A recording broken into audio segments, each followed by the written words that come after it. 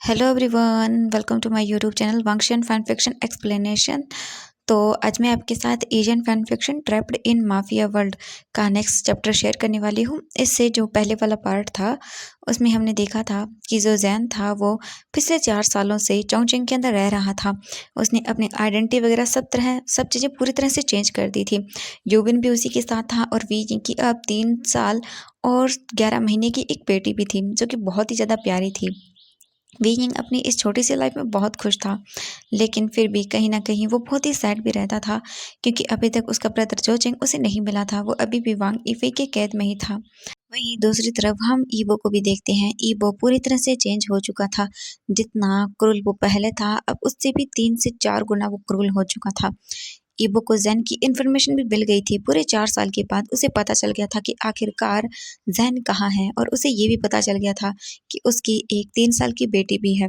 ये जानने के बाद तो ईबो बहुत ही ज़्यादा गुस्से में था और वो ज़ू ज़ेनज़िंग को ज़ैन को यहाँ लाने के लिए बोल देता है। वहीं हम पार्क का सीन देखते हैं जब ज़ैन अपनी बेटी आशियन से मिलने के लिए गार्डन में आया था। तब वहाँ पर कुछ लोग आते हैं और वो ज़ैन और उन सबको पकड़ लेते हैं। ज़ैन उन सबको बोलता है कि वो कौन है, उन्हें यहाँ से जाने दें, लेकिन वो बिल्कुल भी उन लोगों को वहाँ से जाने नहीं देते। तभी वहाँ पर ज़ू ज़ेनज़िंग आता है। ज़ू ज़ेनज़िंग ज़ैन को ब्लैकमेल करता है कि अगर वो उनके साथ नहीं गया तो फिर वो यूबिन को मार देगा। ये जानने के बाद ज़ैन पूरा घबरा गया था, तो वो चुपचाप उनके साथ चलने के लिए तैयार हो जाता है।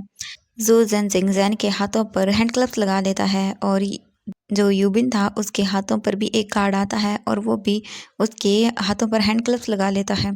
वो लोग बिल्कुल भी यहाँ से भागने की कोशिश नहीं करते क्योंकि अगर वो भागेंगे तो वो लोग हो सकता है जो आशियन को है वो हर्ट करें, इसीलिए वो बिल्कुल चुपचाप रहते हैं। वे ज़ैन और यूबिन को हैंड क्लब पहनाने के बाद ज़ू ज़ेनज़िंग अपनी पॉकेट से एक और हैंड क्लब निकालता है और वो आशियन की ओर नीचे झुकने लगता है। ये देखते ही आशियन बहुत बुरी तरह से डर जाती है और वो ज़ैन को हग कर लेती है और चिल्लाते हुए बोलती है, मम्मा प्लीज़ प्लीज़ सेव मी। ज़ैन अपनी बेटी को देखता है और वो फिर गुस्से से ज़ू ज़ेनज़िंग को देखता है और बोलता है, ज़ू ज़ेनज़िंग अपने हैंड ग्लव को दूर रखो, मेरी बेटी को छूने की कोशिश भी मत करना। ये सुनने के बाद ज़ू ज़ेनज़िंग फिर वो हैंड ग्लव्स उस गार्ड को दे देता है और वो आशियन की ओर नीचे झुकता है। ज़ू ज़ेनज़िंग आशियन को पकड़ता है और ज़ैन से अलग कर देता है। ये देखकर आशियन बहुत बुरी तरह से डर जाती है और वो अपने हाथों पैरों को चलाने लगती है और बोलती, बैड अंकल लीव मी, छोड़ो मुझे। ज़ैन बोलता है, ज़ू ज़ेनज़िंग मेरी बेटी को छोड़ो। वहीं दूसरी तरफ आशियन भी बहुत ही बुरी तरह से चिल्ला रही थी और वो ज़ू ज़ेनज़िंग की ईयर के पास बोलती है, अंकल बैड अंकल छोड़ो मुझे, और वो शोल्डर पर मारने लगती है ज़ू ज़ेनज़िंग के। और फिर वो जब नहीं छोड़ता ज़ू ज़ेनज़िंग तो आशियन ज़ू ज़ेनज़िंग के शोल्डर पर बाइट भी करने लगती है, लेकिन ज़ू ज़ेनज़िंग बिल्कुल भी आशियन को छोड़ता नहीं है। यूबिन भी चिल्लाता है और बोलता है, ज़ू ज़ेनज़िंग उसे दूर मत लेके जाओ, छोड़ो आशियन को। लेकिन ज़ू ज़ेनज़िंग किसी की भी कोई बात नहीं सुनता और वो आशियन को ऐसे ही उठाकर दूसरी कार के अंदर लेकर चला जाता है और बैठ जाता है। ज़ैन और यूबिन दोनों चिल्लाते रह जाते हैं, लेकिन वो किसी की भी बात नहीं सुनता और फिर वो लोग भी ज़ैन और यूबिन को भी दूसरी गाड़ी के अंदर बिठा देते हैं। आशियन बार बार चिल्ला रही थी और वो ज़ू ज़ेनज़िंग के शोल्डर पर मार भी रही थी और अपने हाथों पैरों को चला रही थी और बार बार चिल्ला रही थी और बहुत ही बुरी तरह से रो भी रही थी। ज़ू ज़ेनज़िंग आशियन पर चिल्लाता है और बोलता है, चुप रहो यू लिटिल मॉन्स्टर, तुम जानती हो कि मैं तुम्हें हिट नहीं कर सकता हूँ, इसीलिए तुम ऐसा कर रही हो है ना, वरना मैं तुम्हें। ये बोलकर फिर वो आशियन को देखता है, लेकिन आशियन जोर से चिल्लाती है और बोलता है, मम्मा मम्मा प्लीज़ सेव मी, मम्मा मम्मा प्लीज़ सेव मी, तुम बुरे हो बैड अंकल, छोड़ो मुझे छोड़ो। लेकिन ज़ू ज़ेनज़िंग उसे नहीं छोड़ता। ज़ू ज़ेनज़िंग इन सब चीज़ों से बहुत ही अनोइंग हो जाता है और वो फिर आशियन को कार के अंदर सीट में दूसरी साइड फेंक देता है और वो जल्दी से अपनी टाई को ओपन करता है और आशियन के दोनों हाथों को अपने टाई से बांध देता है और फिर एक रोप की हेल्प से आशियन के पैरों को भी बांध देता है। आशियन बहुत ही लाउडली रोना शुरू कर देती है। ज़ैन और यूबिन भी आशियन को चिल्लाते हुए सुन रहे थे और रोते हुए, क्योंकि वो भी कार में थे और वो दूसरी कार में थे, ज़्यादा दूर नहीं थी कार, तो वो सुन रहे थे कि आशियन कितनी बुरी तरह से रो रही है। जैन बोलता है, मेरी बेटी प्लीज़ मुझे माफ़ वापस दे दो प्लीज़। जैन ये बोलकर रोने लगता है। जैन और यूबिन दोनों उन गार्ड से फाइट भी करते हैं, लेकिन वो गार्ड्स बिल्कुल भी उन्हें वहाँ से जाने नहीं देते हैं और वो उन्हें पकड़ के रखते हैं। यूबिन चिल्लाता है और बोलता है, लीव मी, छोड़ो हमें प्लीज़, ऐसा मत करो, वो छोटी है। लेकिन वो कुछ भी बात नहीं सुनते हैं। वो गार्ड्स फिर अनोइंग हो जाते हैं जैन और यूबिन से, तो फिर वो जल्दी से एक रुमाल निकालते हैं और दोनों के ही फेस पर वो डाल देते हैं। उसके अंदर मेडिसिन मिली हुई थी, जिससे यूबिन और जैन दोनों ही बेहोश हो जाते हैं। इसके बाद फिर वो लोग वहाँ से निकल जाते हैं करमली मैंशन के लिए। गार्डन के अंदर जो कुछ लोग थे जिन्होंने देखा था, उनमें से कुछ लोगों ने पुलिस को कॉल भी किया था सब चीज़ें बताने के लिए, लेकिन टाइम पर पुलिस वहाँ पर बिल्कुल भी नहीं आ सकी, क्योंकि जू जेनजिंग ने इसके बारे में पहले ही प्लानिंग कर ली थी। इसीलिए पुलिस टाइम पर वहाँ नहीं आ पाई और उन्हें बचा भी नहीं पाई। इससे पहले कि पार्क के अंदर पुलिस आ पाती, वो लोग वहाँ से निकल चुके थे। अब हम देखते हैं कार्बनली मैंशन का सीन। दो कारें आकर कार्बनली मैंशन के अंदर रुकती हैं, पार्किंग लॉट के अंदर। जैसे ही वो कारें आकर रुकती है, सबसे पहले कुछ गार्ड बाहर निकलते हैं और वो जैन और यूबिन को कार से बाहर निकालते हैं और उन्हें मैंशन के अंदर लेकर जाते हैं। कुछ आवाज़ें सुनने के कारण जो है वो शुआन लो हॉल के अंदर आती है। तब वो वहाँ पर जैन को देखती है और वो शॉक हो जाती है और धीरे से मम्बल करते हुए बोलती, जैन। जैन और यूबिन अभी भी दोनों ही बेहोश थे। जू जेनजिंग फिर शुआन लू को देखता है और बोलता है, बॉस कहाँ पर है। शुआन लू धीमी वॉइस के अंदर बोलती है, वो अभी आ रहे हैं। ये बोलकर वो जैन को ही देखती रहती है। उसने अपनी नज़रें जैन से बिल्कुल भी नहीं हटाई थी। तभी आशियन भागते हुए मैंशन के अंदर आती है और चिल्लाते हुए बोलती, मम्मा। तभी शुआन लू की नज़र उस छोटे से बच्चे पर पड़ती है और वो उसे देखकर शॉक हो जाती है और वो देखती है कि उस बच्ची के चेक्स पूरे रेड हो गए हैं रोने की वजह से। जू जेनजिंग आशियन को देखता है और बोलता, आशियन यहाँ आओ, और वो जल्दी से भागकर जाता है और आशियन का हाथ पकड़ लेता है। ये देखकर आशियन चिल्लाती है और बोलती, लीव मी बैड अंकल, छोड़ो मुझे, छोड़ो मम्मा, प्लीज़ सेव मी मम्मा। ये बोलकर वो रोने लगती है और चिल्लाने लगती है। जू जेनजिंग इससे फ्रस्ट्रेट हो जाता है और वो बोलता है, चुपचाप रोना बंद करो वरना मैं तुम्हें। ये बोलकर वो जू जेनजिंग पर चिल्लाता है, लेकिन तभी पीछे से यीबो आता है और वो बोलता है, नहीं तो तुम क्या करोगे हाँ। जैसे ही जू जेनजिंग ईबो की डीप वॉइस सुनता है, तब वो अपनी जगह पर ही फ्रीज हो जाता है और वो बहुत ही बुरी तरह से डर जाता है। जू जेनजिंग डरते हुए ईबो को देखता है, तभी आशियन बोलती, मम्मा, पिन अंकल। ये बोलकर वो रोने लगती है। ईबो जब ये देखता है तब वो और भी ज़्यादा गुस्सा हो जाता है और तभी उसकी नज़रें पड़ती है जू जेनजिंग पर, जो कि जिसने आशियन को होल्ड किया हुआ था। ये देखकर ईबो का गुस्सा और भी ज़्यादा बढ़ जाता है। वो इमीडिएटली आशियन के पास जाता है और वो जल्दी से उसे अपनी गोद में उठा लेता है, लेकिन आशियन रेसिस्ट करने लगती है और वो अपने छोटे छोटे हाथों से ईबो के चेस्ट पर पंच करने लगती है और बोलती, लीव मी बैड अंकल, छोड़ो मुझे। ये देखकर ईबो स्टन रह जाता है और वो आशियन को देखता है, जो कि उसे बार बार दूर पुश कर रही थी। लेकिन ईबो आशियन को हक कर लेता है और वो उसके बैक पर उसे सहलाने लगता है और फिर ईबो गुस्से में अपने गार्ड्स को देखता है और फिर जू जेनजिंग को। जितने भी सर्वेंट्स और गार्ड्स हॉल के अंदर थे, वो सभी लोग अपने सर को नीचे कर लेते हैं। ईबो फिर जू जेनजिंग को देखता है और बोलता है, जाओ यहाँ से, मैं तुम्हें बाद में बात करूंगा। ये बोलकर वो गुस्से में जू जेनजिंग पर चिल्लाता है। जू जेनजिंग अपना सर नीचे करता है और फिर वो उन्हें बो करते हुए वहाँ से चला जाता है। धीरे धीरे करके हॉल से कुछ लोग चले जाते हैं। जितने भी मैड वगैरह थे, अब हॉल के अंदर सिर्फ शुआन लू थी और दो गार्ड थे। शुआन लू अपनी डरी हुई आंखों से जैन को देखती है और फिर वो यूबिन को देखती है और फिर वो आशियन को देखती है, जो कि ईबो की आर्म्स के अंदर रो रही थी। फिर वो भी ईबो को बो करती है और वहाँ से चली जाती है। अब हॉल के अंदर ईबो, आशियन और सिर्फ वो दो गार्ड्स थे। ईबो फिर जैन को देखता है। जैन का फेस पूरी तरह से पेल था। ईबो उन गार्ड को देखता है और बोलता है, जैन को मेरे रूम में लेकर जाओ और इस दूसरे पर्सन को अदर रूम में लेकर जाओ और फिर तुम लोग भी मेंशन से चले जाओ। वो गार्ड अपना सिर हाँ में हिलाते हैं और वहाँ से चले जाते हैं। ईबो जैन को ही देख रहा था। जैन का फेस पेल था, लेकिन वो अभी भी उतना ही ब्यूटीफुल था। फिर वो लोग वहाँ से यूबिन और जैन को उनके अलग अलग रूम्स के अंदर लेकर चले जाते हैं। इसके बाद ईबो आशियन को देखता है और फिर वो अपने मन में सोचता है, मुझे सबसे पहले मेरी बेटी को कंसोल करना होगा। लेकिन तभी आशियन जो है वो ईबो के हेयर्स को पकड़ती है और उन्हें पुल करती है और बोलती है, बैड अंकल, छोड़ो मुझे। ये बोलकर वो रोने लगती है। ईबो ये देखकर बहुत ही ज़्यादा स्ट्रेसफुल हो जाता है, क्योंकि उसे नहीं पता कि बच्चों को कैसे हैंडल किया जाता है। वो आशियन को देखता है, जो कि बहुत ही रो रही थी। ईबो को समझ नहीं आता कि वो वो अब क्या करे। आशियन बार बार रोए जा रही थी। ईबो फिर आशियन को नीचे फ्लोर पर रखता है और नीचे घुटनों के बल आशियन के पास बैठ जाता है और फिर वो अपने हाथ से आशियन के टीयर को साफ करता है और आशियन को देखता है। आशियन रोते हुए बोलती है, मम्मा मम्मा मुझे मम्मा चाहिए। ईबो जब ये देखता है तब वो इमोशनल आई से आशियन को देखता है। वो बहुत ही इमोशनल हो जाता है और बोलता है, आशियन बेबी मैं तुम्हारा डैड हूँ।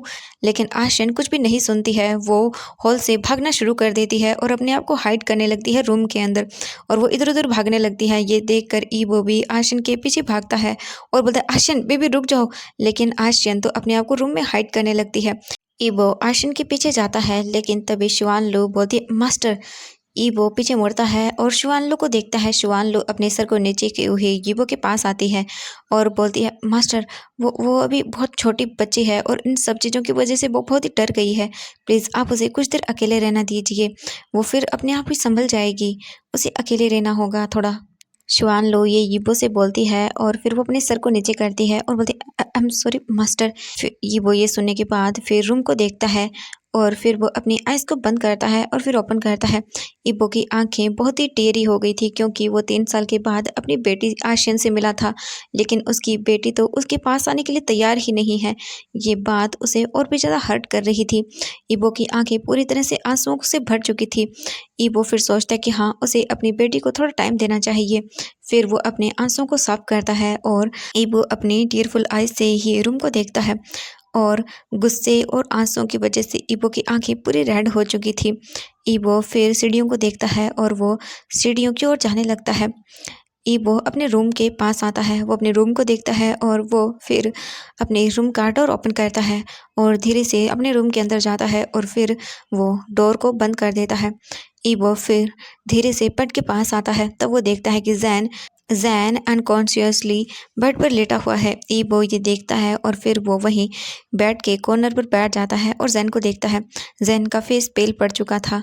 ईबो जैन को देखता है बिना किसी इमोशन के। वो बस चुपचाप जैन को देखता रहता है। इसके बाद ईबो फिर अपना एक हाथ जैन के चिक्स पर लेकर जाता है और फिर वो धीरे धीरे करके जैन के चिन पर लेकर जाता है अपना हाथ और फिर वो अपना फेस भी जैन के फेस के क्लोज लेकर आता है और फिर ईबो जैन की जॉलाइन को पकड़ता है अपने हाथ से और वो अपने फिंगर से जैन के जॉलाइन को पिंच करता है और जैन को देखता है।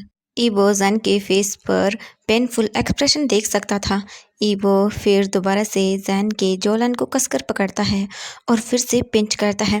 जैन अनकॉन्शियस स्टेट में ही पेन के कारण थोड़ा सा चिल्लाता है और वो अपने माउथ को भी ओपन कर देता है। ये देखने के बाद ईबो फिर जैन के चिन को रब करते हुए बोलता है, माय फियोंसे, अब मैं तुम्हें टॉर्चर करने जा रहा हूँ। ये बोलकर वो अपने डार्क आईज से जैन को देखता है। अब हम देखते हैं 15 मिनट के बाद का सीन। जैन धीरे धीरे करके अपनी आइज को ओपन करता है। जैन अपनी आइज को ओपन करता है। जैन को बहुत ही ज़्यादा डिजी और टायर्ड फील होता है और फिर वो चारों तरफ दिखता है और फिर वो अपने हाथों को मूव करने के लिए थोड़ा सा मूव होता है। लेकिन जैसे ही वो अपने हाथों को मूव करता है उसके हाथों में उसे बहुत ही शार्प पेन फील होता है क्योंकि किसी ने जैन के हाथों के अंदर जो कील थी उनको चुभोया था, जिस वजह से उसे पेन हो रहा था। जैन ये देखकर अपनी आंखों को बड़ी बड़ी कर लेता है और वो जल्दी से अपने हाथों को देखता है। जैन के हाथ लोहे के वायर से बंधे हुए थे और उन पर छोटी छोटी कीलें लगी हुई थी। अगर जैन अपने हाथों को मूव करता तो जैन के हाथों पर वो कीलें चुभ जाती और जैन इससे बहुत ही ज़्यादा हर्ट होता। ये देखकर जैन बहुत ही बुरी तरह से डर जाता है और फिर वो रूम के चारों ओर देखता है। जैन धीरे से मुंबल करते हुए बोलता है, क्या क्या मैं ईबो की मेंशन में हूँ। और जैन फिर ईबो के पूरे रूम को देखता है। जैन बुरी तरह से कांप जाता है।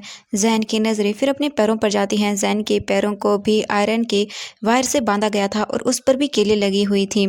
जैन अपने पैरों और हाथों को नहीं हिला सकता था। अगर हिलाएगा तो उसे कीलें चुभेंगी जिससे उसे हर्ट होगा। जैन अपने हाथों को देखता है जिससे वहाँ पर ब्लीडिंग हो रही थी और जैन के पैरों पर भी, क्योंकि नींद में ही जैन ने अपने हाथों और पैरों को मूव किया था जिससे उसके पैरों के और हाथों में कीलें चुभ गई थी जिससे उसे ब्लीडिंग हो रही थी।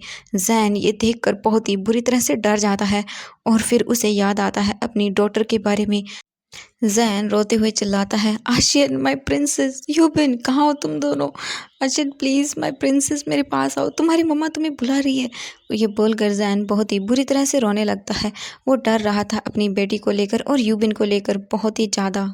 ज़ैन फिर हिम्मत करता है और वो उठता है बेड से बहुत ही मुश्किल से, और फिर वो बेड से नीचे गिर जाता है। ज़ैन को पेन होता है बहुत ही ज़्यादा, उसके हाथों और पैरों में भी चोट लग जाती है, लेकिन अभी ज़ैन को ये पेन से ज़्यादा अपनी बेटी को खोने का डर था। ज़ैन के हाथों और कलाइयों से खून बह रहा था। ज़ैन रोते हुए और चिल्लाते हुए बोलता, प्लीज़ मेरी बेटी को मुझे वापस दो, प्लीज़ उसे हर्ट मत करो, प्लीज़ उसे मुझे वापस दे दो। ये बोलकर ज़ैन बुरी तरह से रोने लगता है, लेकिन ज़ैन के चिल्लाने का भी कोई असर नहीं होने वाला था, क्योंकि ज़ैन की आवाज़ सुनने के लिए कोई था भी नहीं। अगर होता भी तो वो नहीं सुन पाता, क्योंकि ईबो का रूम पूरी तरह से साउंड प्रूफ है, तो कोई भी ज़ैन की आवाज़ को नहीं सुन सकता है। हाँ, वहीं दूसरे रूम के अंदर यूबिन अभी भी बेहोश बेड पर लेटा हुआ है। वहीं दूसरी तरफ हम आशियन को देखते हैं। आशियन अपने आप को छुपाने के लिए अभी भी उसी रूम के अंदर छुपी हुई थी, और वो अपनी मम्मा को याद करते हुए रो रही थी। और ईबो रूम के बाहर खड़ा हुआ था और वो रूम को ही देखे जा रहा था। ईबो को बहुत ही बुरा लग रहा था। वो आशियन अपनी बेटी के पास नहीं जा सकता था, क्योंकि आशियन तो ईबो को पहली बार देखकर ही डर गई थी। वो अपने डैड के पास नहीं आना चाहती थी। ईबो बहुत ही सैड था। ईबो के मन में बहुत ही दर्द था। वो बहुत ही पेन फील कर रहा था। ईबो अपने हाथों को वॉल पर रख लेता है और वो अपने फेस को नीचे कर लेता है। ईबो सोचता है कि अब उसे क्या करना चाहिए, कैसे वो अपनी बेटी को ये एहसास कराए कि वो उसका डैड है, वो उससे नहीं डर सकती है। ईबो को बहुत ही बुरा फील हो रहा था। ईबो फिर अपनी आइज़ को बंद करता है और फिर वो एक रूम की ओर जाना शुरू कर देता है। ईबो एक रूम के पास आता है और फिर वो उस रूम के डोर को ओपन करता है और वो अंदर देखता है। जो यूबिन था वो बेड पर लेटा हुआ था, उसके माउथ पर टेप बंधी हुई थी और वो बार-बार कर रहा था, क्योंकि वो चिल्लाना चाहता था, लेकिन वो चिल्ला नहीं पा रहा था। उसके माउथ पर टेप थी और उसके हाथ-पैर रोप से बंधे हुए थे। ईबो ये देखकर यूबिन के पास आता है।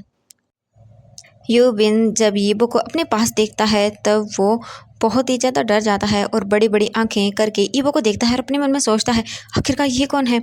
यूबिन ये ही अपने मन में सोचता है। फिर ईबो उसके पास आता है और वो आने के बाद उसके माउथ से टेप को हटा देता है। ईबो जैसे ही यूबिन के माउथ से टेप हटाता है तब वो ईबो पर चिल्लाता है और बोलता है, तुम कौन हो? और ज़ैन और आशिन कहाँ हैं? बताओ मुझे। ईबो कोल्ड एक्सप्रेशन और बिल्कुल एक्सप्रेशनलेस फेस के साथ यूबिन को देखता है। और फिर वो अपने पॉकेट से नाइफ़ को निकालता है और वो यूबिन की ओर आगे बढ़ने लगता है। ये देखकर यूबिन बहुत ही बुरी तरह से डर जाता है और वो चिल्लाते हुए बोलता है, नहीं नहीं, प्लीज़ प्लीज़ मुझे हर्ट मत करो, प्लीज़ प्लीज़, मैंने तुम्हारा क्या बिगाड़ा है? लेकिन ये वो सीधा आता है यूबिन के पास और वो उसके हाथों और पैरों से जो रोप बंधी हुई थी उसे काट देता है। ये देखकर यूबिन एक चैन की सांस लेता है। ये वो यूबिन को बिल्कुल फ्री कर देता है। फिर वो यूबिन को देखता है। यूबिन अपने मन में बोलता है कि आखिरकार ये है कौन? फिर वो ईबो को देखता है और बोलता है, आप कौन हैं? और ज़ैन और आशिन कहाँ हैं? ईबो यूबिन को देखता है अपने कोल्ड फेस के साथ और फिर वो बोलता है, मैं वांग ईबो हूँ। और ये बोलकर वो अपनी पीठ को यूबिन की ओर कर लेता है। जैसे ही यूबिन ये नाम सुनता है तब वो अपने मन में सोचता है कि क्या वांग ईबो? इसका मतलब है कि ज़ैन खतरे में है, और आशिन वो कहाँ है? यूबिन ईबो का नाम सुनते ही बुरी तरह से काँप रहा था और वो बहुत ज़्यादा ही डर रहा था। तभी ईबो बोलता है, मेरे पीछे आओ। ये सुनकर ये बोलने के बाद ईबो रूम से बाहर आना शुरू कर देता है। यूबिन बोलता है, प्लीज़ मुझे बताइए, ज़ैन और आशिन कहाँ हैं? प्लीज़, क्या किया आपने उनके साथ? प्लीज़ प्लीज़ ज़ैन को हर्ट मत करिएगा, वो इनोसेंट है। प्लीज़ प्लीज़ बताइए मुझे, क्या किया आपने उन दोनों के साथ? कहाँ हैं वो दोनों? लेकिन ईबो बिल्कुल भी यूबिन के किसी भी जवाब का आंसर नहीं देता है। वो सीधा रूम से बाहर आता है और चलना शुरू कर देता है। यूबिन भी हेजिटेट करते हुए ईबो के पीछे-पीछे चल रहा था और वो बार-बार पूछ रहा था, प्लीज़ बताइए मुझे, ज़ैन और कहाँ है आशिन? प्लीज़ बताइए, उन्हें हर्ट मत करिएगा, प्लीज़ प्लीज़ बताइए ना वो कहाँ है? ईबो से यूबिन ये चीज़ें बहुत ही रूडली पूछ रहा था। ईबो अचानक से रुक जाता है और वो अपनी गुस्से भरी आंखों से पीछे मुड़कर यूबिन को देखता है। इससे यूबिन फ्लिंच कर जाता है और वो अपनी जगह पर फ्रीज हो जाता है। यूबिन डरा हुआ था, लेकिन वो बिल्कुल भी ईबो को ये शो नहीं करता। वो ईबो के सामने मजबूत बनकर खड़ा रहता है। फिर ईबो वापस से अपनी आइज़ को टर्न करता है यूबिन से और वो वापस से चलना शुरू कर देता है। यूबिन कसकर अपने हाथों की मुट्ठियों को बंद कर लेता है और वो चुपचाप ईबो के पीछे चलने लगता है। उसे डर लग रहा था। वो अपने मन में सोचता है, आखिरकार ये मुझे कहाँ लेकर जा रहा है? ये क्या साइको है? ये बात क्यों नहीं कर रहा है? यूबिन अपने मन में ही सोचता है। ईबो फिर ऐसे ही चलते हुए हॉल के अंदर आता है। यूबिन भी यूबिन भी ईबो के पीछे पीछे हॉल के अंदर आता है और वो अंदर से हॉल को देखता है। फिर यूबिन, फिर जैन, इसके बाद फिर यूबिन एक रूम के सामने आकर रुक जाता है और वो फिर रूम को देखता है। यूबिन भी रूम के सामने आकर रुक जाता है। ईबो यूबिन को देखता है और बोलता है, अंदर जाओ। यूबिन जब ये देखता है तब वो बोलता है, जैन और आशिन कहाँ पर है? प्लीज़ प्लीज़ बताइए मुझे। ईबो कुछ भी नहीं बोलता है। वो यूबिन को घूर कर देखता है। यूबिन इससे थोड़ा डर जाता है और फिर वो चुपचाप रूम के अंदर जाना शुरू करता है और बोलता है, आशियन, जैन, आशियन, तुम दोनों यहाँ पर हो क्या? प्लीज़, मैं यूबिन हूँ। जैसे ही आशियन यूबिन की आवाज़ सुनती है तब वो जल्दी से निकल कर बेड के पीछे से निकल कर बाहर आती है और बोलती है, अंकल। यूबिन जैसे ही आशियन को देखता है तब वो उसके लिए बहुत ही वरिड फील करता है। आशियन यूबिन को देखते ही रोना शुरू कर देती है और वो भागकर यूबिन के पास आती है और रोते हुए यूबिन की लेग्स को हग कर लेती है। यूबिन ये देखकर जल्दी से नीचे झुकता है और वो आशियन को अपनी गोद में उठा लेता है। आशियन जल्दी से यूबिन को हग कर लेती है और रोते हुए बोलती है, uncle, uncle please please save me, bad uncle मुझे हर्ट कर रहे, please please save me uncle. ये बोलकर वो यूबिन को टाइटली होल्ड कर लेती है और वो ईबो की कंप्लेंट करने लगती है यूबिन से। यूबिन बोलता है कि क्या? आशियन, इट्स ओके बेबी, बेबी कुछ भी नहीं है, देखो प्रिंसेस सब ठीक है बेबी, चुप हो जाओ, तुम्हें कोई कुछ नहीं करेगा। ये बोलकर यूबिन आशियन को चुप करवाने लगता है और वो उसकी बैक पर उसे सहलाने लगता है। फिर यूबिन बोलता है, आशियन बेबी बेबी, तुम्हारी मम्मा कहाँ है? आशियन ये सुनने के बाद यूबिन को देखती है और फिर वो फिर से रोने लगती है और बोलती है, मुझे मुझे मम्मा चाहिए, मुझे मम्मा चाहिए, आई वांट मॉम। फिर से वो रोने लगती है। जैसे यूबिन ये देखता है तब वो बोलता है मम्बल करते हुए, ओह नो, तो तुम्हें भी नहीं पता जहन कहाँ पर है? मैं क्या करूं? जहन तुम कहाँ पर हो? यूबिन ये सोचता है और वो जहन के लिए बहुत ही टेंस हो जाता है। यूबिन फिर आशियन को लेकर बेड पर बैठ जाता है और वो उसकी बैक को सहलाने लगता है। आशियन रो रही थी बहुत ही ज़्यादा अपनी मॉम के लिए। ईबो फिर रूम के बाहर से ये सब चीज़ें देख रहा था और उसे बहुत ही हर्ट फील हो रहा था। उसकी लिटिल डॉटर कितना रो रही है और उसे जेलस भी फील होता है कि उसकी बेटी जो है वो यूबिन के साथ थोड़ा कंफर्टेबल है, उसके पास आ रही है, उससे बात कर रही है, लेकिन उसके पास नहीं आ रही है। इससे ईबो को बहुत ही जेलसी फील होती है। ईबो दूर से ही अपनी बेटी को देखता है और उसे एडमायर करता है और ईबो की आंखें आंसुओं से भरी हुई थी। वो रो रहा था। ईबो फिर अपनी आंखों से आंसुओं को वाइप करता है और वो अपनी बेटी को ही एडमायर करता रहता है जो कि अभी भी रो रही थी जैन के लिए। जैन, मैं तुम्हें पनिशमेंट दूंगा तुम्हारी हर एक गलती के लिए।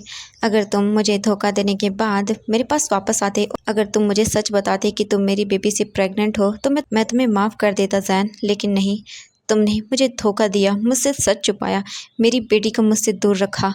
अब मैं तुम्हें इसकी पनिशमेंट दूंगा, बहुत बुरी तरह से जैन, तुम्हें इसकी पनिशमेंट तो लेनी ही होगी।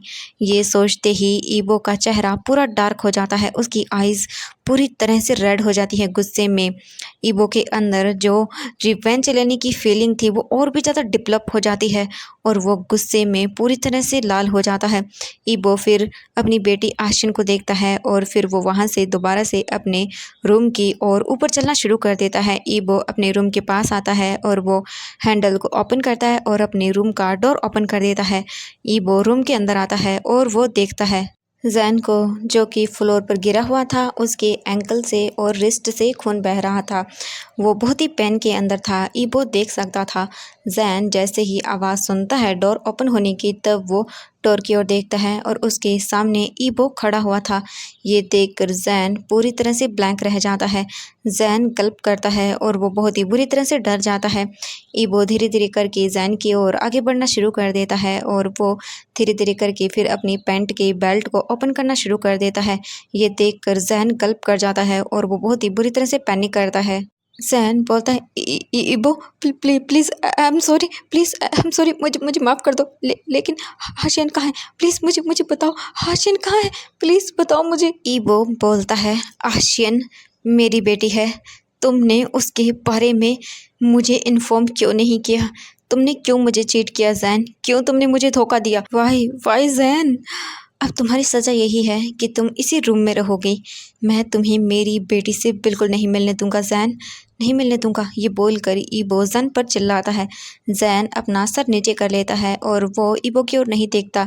ज़ैन धीरे से मम्बल करते हुए बोलता है, वो मेरी बेटी है, वो मुझसे प्यार करती है। तुम उससे मुझसे दूर नहीं कर सकते हो।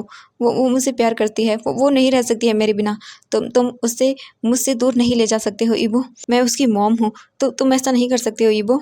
जैसे ही ईबो ये सुनता है तब उसे बहुत ही ज़्यादा जेलस फील होता है और उसे गुस्सा आता है। ईबो गुस्से में अपने पैंट से बेल्ट को निकालता है और वो जैन को देखता है।